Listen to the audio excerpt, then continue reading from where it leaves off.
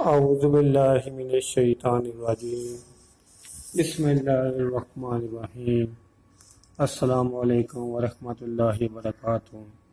سفارش کرنے سے پہلے سوچیں۔ ارشاد خدا بندی ہے، جو شخص کوئی اچھی سفارش کرتا ہے اس کو اس میں سے حصہ ملتا ہے، اور جو کوئی بری سفارش کرتا ہے اس کو برائی میں سے حصہ ملتا ہے، اور اللہ ہر چیز پر نظر رکھنے والا ہے۔ سورۃ النساء کی آیت نمبر 85 میں بھی اللہ نے ارشاد فرمایا ہے،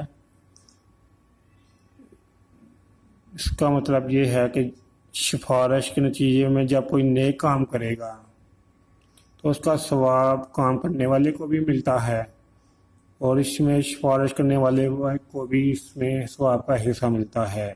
لیکن اگر بری سفارش کی جائے تو وہ برے کام کا جو سا گناہ ہے وہ سفارش کرنے والے کو بھی اس میں حصہ ملتا ہے، اس میں بھی شریک ہوتا ہے۔ اگر آپ کو میری یہ ویڈیو اچھی لگی ہے اس کو لائک کریں، شیئر کریں، اور میرے یوٹیوب چینل جاسم نقوی کو سبسکرائب کریں۔ شکریہ۔